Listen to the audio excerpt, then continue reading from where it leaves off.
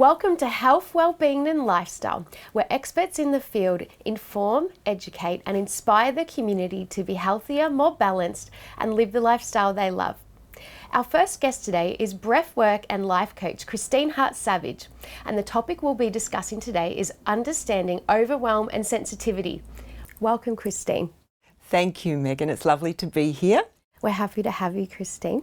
Christine, tell us a little bit about overwhelm and sensitivity. Do you have any personal experience with that? I certainly have lots of personal experience with it. I've had a very interesting journey in my life with overwhelm, and it's been huge. So the first time I remember this feeling coming over me, I didn't know it was overwhelm and I didn't know it was sensitivity back then. Had no idea. I was actually very young. And I remember this feeling coming over me of confusion and thinking, I don't understand this world. Really did not understand this world from very young. And I was almost frightened of this world, because what I found is that people would be speaking certain words, saying one thing, and yet I was having this swirling feeling coming from, now I know, from the other person. But at that stage when I was younger, I thought it was me. And I would just feel always very, very confused within myself. And what I find is that sensitivity, there's a lot of sensitive people that don't know they're sensitive, but they really sort of, it brings up this feeling of fear and self-doubt within you, and you feel a bit rocked, like not steady and stable within yourself. So what I found over the years, in fact, it took me till my early 30s to actually work out what was mine and what was someone else's. Right, so this was a feeling you recognised at that point. Absolutely. I recognised it because I learnt to meditate and I learnt to breathe correctly. And when I was in those states of meditation, I felt really still and calm, incredibly calm inside. And then I'd go back out into the world. And if I met somebody who was really speaking one thing, feeling something else, I started to recognise, hang on, I was really stable a moment ago.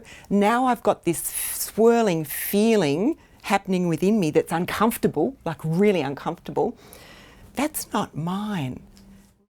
And I started to recognise that my energy, if you like, or my sensitivity was, and we all have this, was radiating out everywhere and picking up other people's feelings. That's what it is. You pick up the feelings in the atmosphere around you that people are emitting out into the world around us, basically. So I started to really look at this and look at people who were coming to see me as clients and with anxiety. And what I noticed is, I would say 99.9% of them are what I would call a sensitive. So when we're sensitive like that, there's so many signals coming in from people everywhere and from our atmosphere that you really become quite overwhelmed. You really do. So we need something that's going to anchor us in ourselves, into our own being, if you like. Really ground you. Yeah. And for me, that was meditation, daily meditation, and breathing. So that really helps, because breathing is like an anchor that we can really use, because it's the one thing we're always taking with us. I really got to a point where I wasn't coping with anxiety. So the funny thing is, I had this little torn out piece of paper from The Age, I remember that, and it was on meditation. And I thought, what is this piece of paper? I don't remember ever tearing it out of the paper at all. And I kept throwing this piece of paper away, I thought, and it would start appearing again. And in the end, when I wasn't coping, I thought maybe this is a sign that I should learn meditation. So I went and I learnt meditation. So from then on, I meditated twice a day, every day. And what that did it enabled me to have that sense of knowing what was my feelings in my balance and what was someone else's. So I found that once I really recognised what was going on and understood the energies, it worked for me in my life, because when I was seeing people and helping people with anxiety or overwhelm or stress or whatever it might have been, I could feel their feelings and know where they were sitting and ask all the right questions to bring up their emotional state. So it's really actually worked for me. So there's a lot of very positive points about being a sensitive. It's when it takes us over and we don't know how to use it and it overwhelms us that it becomes a problem. It's very uncomfortable, but it really has a gift to it as well. What advice would you like our viewers to take away? There's so many things I could say. I think one of the important things that I will say, the first thing I would advise anybody to do is to learn to breathe correctly. Because when we're in overwhelm, the breath closes down. What I mean by that is you start to hold your breath a bit, it becomes more shallow and the body contracts in a bit more and the overwhelm takes you over. So if you could hold your balance by anchoring into your breath, even anyone listening now, if you just put your attention on your breathing and just see what it's doing, then deepen it. Just bit by bit, just deepen your breath. Just take it that little bit deeper, a bit rounder, a bit softer, a bit fuller. And that, if you do that even for about a couple of minutes, even 5 minutes, you will start to feel a calmness coming through you and your energy expands out a bit, your life force, your aura. And you feel in your body much more grounded and much more centered in yourself. So you can actually go out into the world and you feel a lot better about who you are. So it really does work with both parts of the brain, left and right hemispheres of the brain, the nervous system. It balances our energy. And that's proven now scientifically. But my breath, that is one thing that I have used up the whole journey to actually hold me balanced. It's a wonderful thing. And as I started to say before, we've always got it with us. You can't leave home without it. So we don't have to, where did I put my breathing? It's there. It's there with us the whole time. So it's a wonderful gift we've been given by life, and it certainly helps with overwhelm. Thank you, Christine. It's my pleasure, Megan. If you'd like to know more about understanding overwhelm and sensitivity and Christine Hart-Savage, go to her webpage on our website, healthwellbeingandlifestyle.com.au. And after the break, we'll have another interesting guest with another interesting topic. Stay tuned. After the break, journalist and meditation teacher Beatriz Goyoaga will be talking about why people are changing medication for meditation.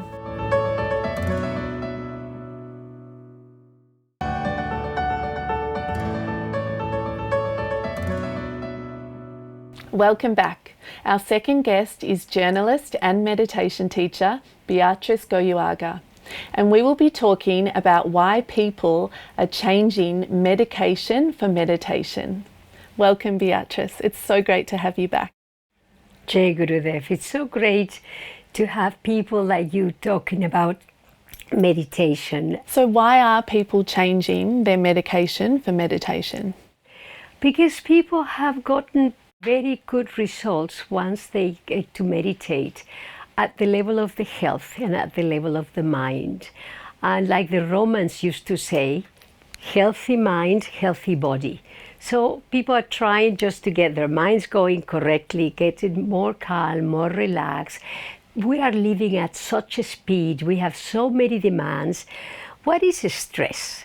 Stress is not a number of activities. Stress is not too many things to do. Stress is no time to do things. No, stress is the fluctuation of the mind from the past to the future. The man gets stuck in the future. I'm angry, he did that to me. I'm going to sue them, blah, blah. Or in the future, anxiety, will he get better?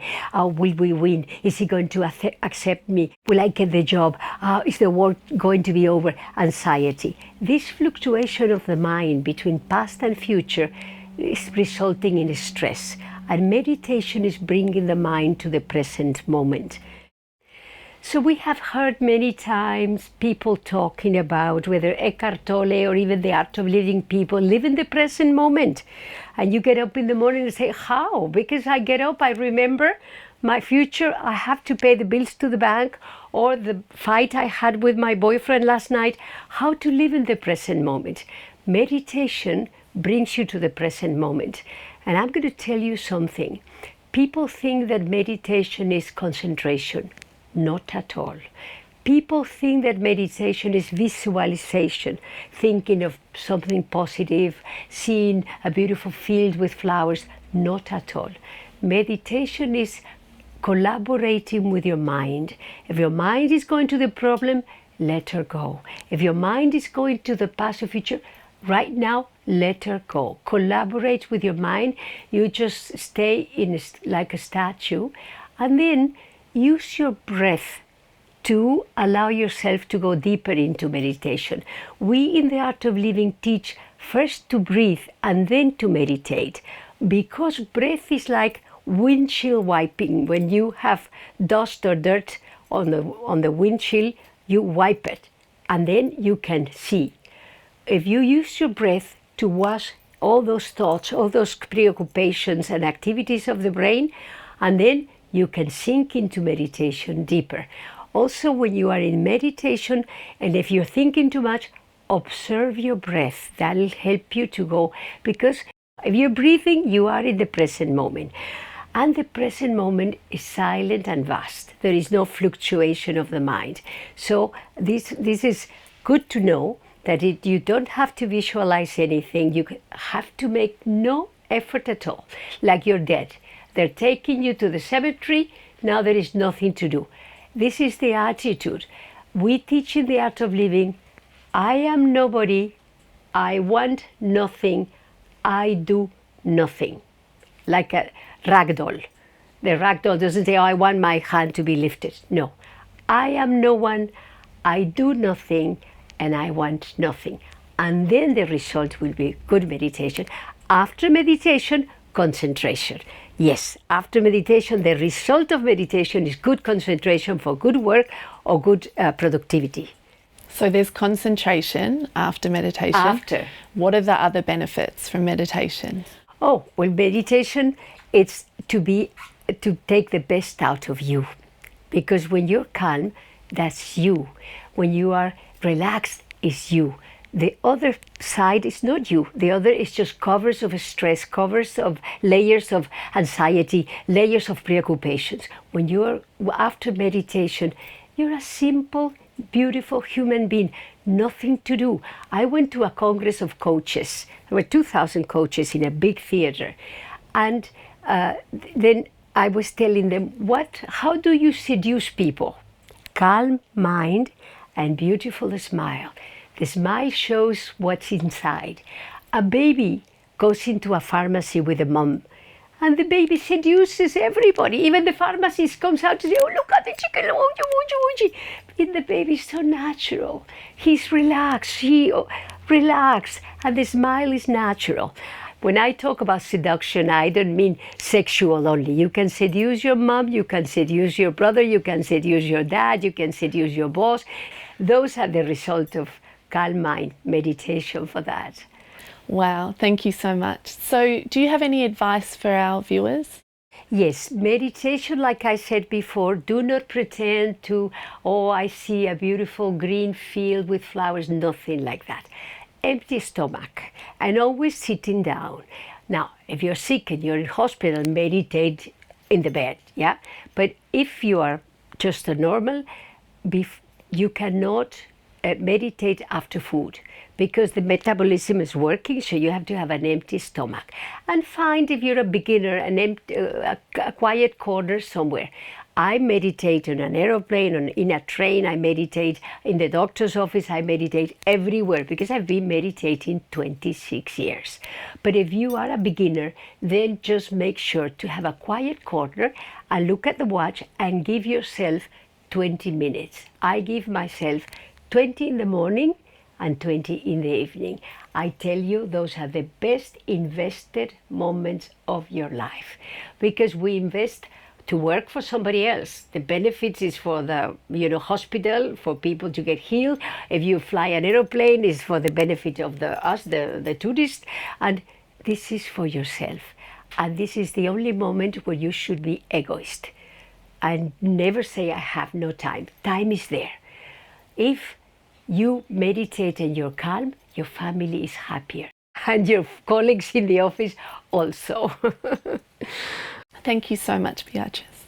If you would like to know more about people changing medication for meditation and Beatriz Goyoaga, you can visit her webpage on our website, healthwellbeingandlifestyle.com.au. And after the break, we'll be back with another interesting guest and another interesting topic. Stay tuned. After the break, psychic medium and author Anthony Kilner will be talking about the differences between physical and metaphysical life experiences.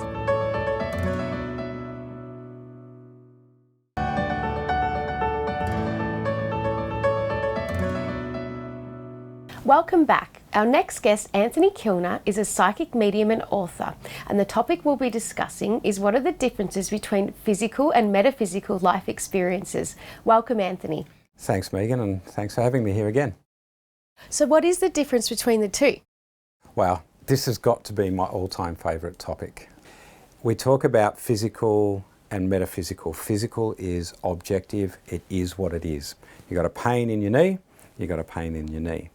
The metaphysical or the subjective interpretation of what that pain represents, now that becomes more of a challenge and a bit of fun, because it'll be subjective, requiring interpretation, so much like a dream.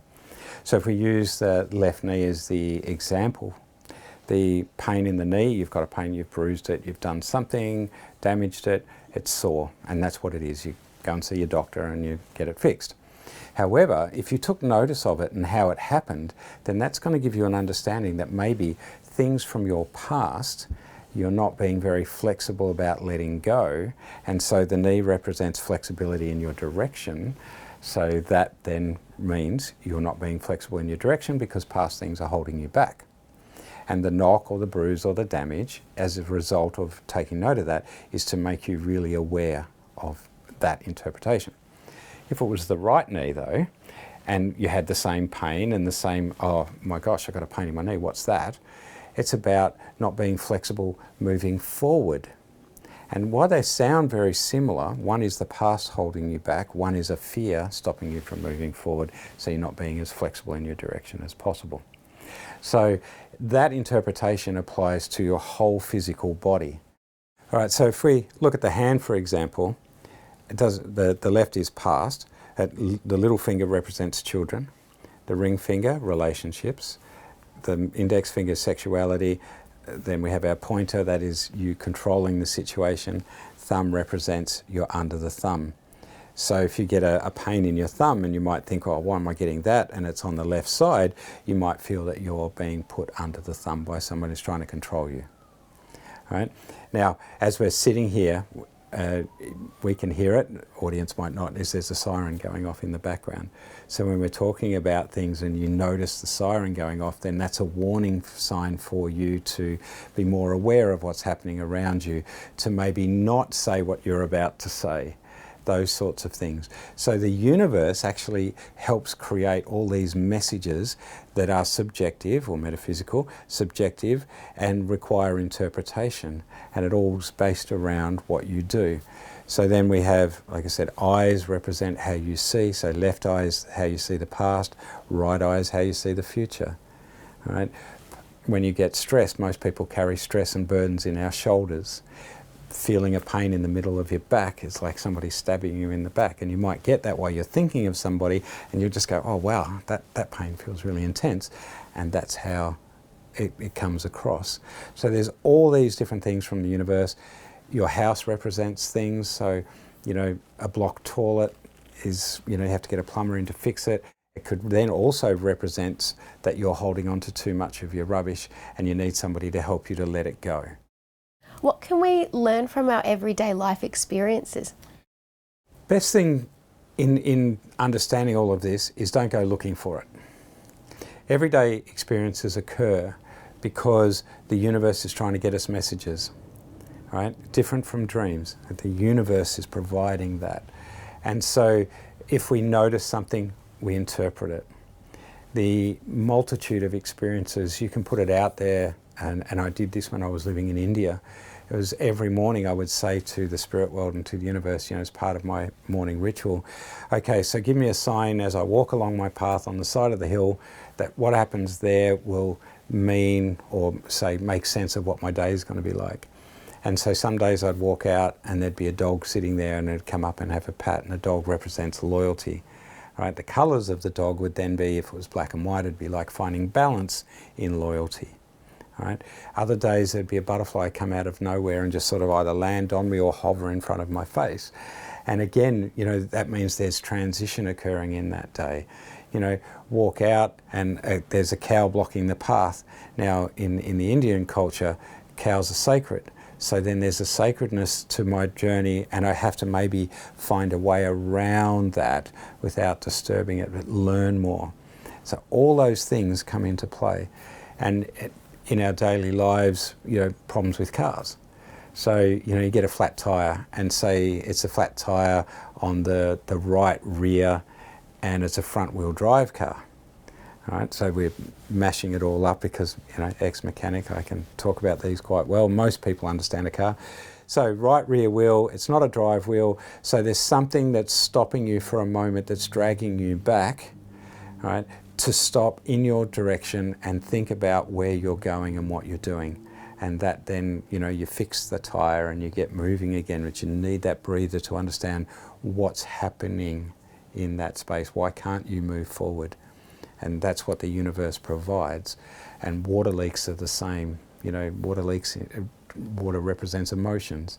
So if you've got a water leak in your car and it's a radiator, there's something explosive happening. There's frustration, there's anger, there's hot, there's steam. All those things come into it. So if you interpret it, you might say, well, in your direction, what's stopping you from living a happy life and being nice and relaxed and calm in your direction?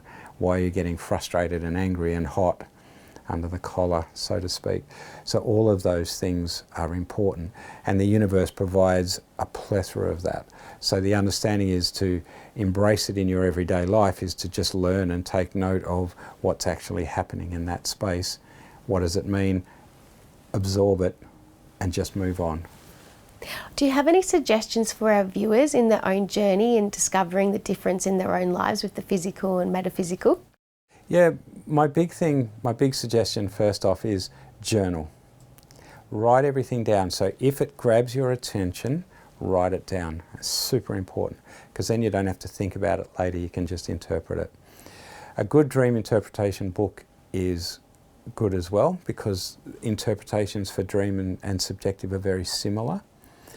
Also, finding someone that can help you to interpret it if you're not sure. And that's really important. And I find sitting circle, which is, the spiritual aspect of learning all of this stuff, your body doesn't lie. Your body tells you what's going on. You've just got to pay attention to it. In a good circle, you'll learn that as well. Thanks, Anthony. That's such rich information. If you'd like to know more about Anthony Kilner and the difference between the physical and the metaphysical life experience, please go to his webpage on our website, healthwellbeingandlifestyle.com.au. And that's all for us today, and we'll say bye-bye for now and see you next week.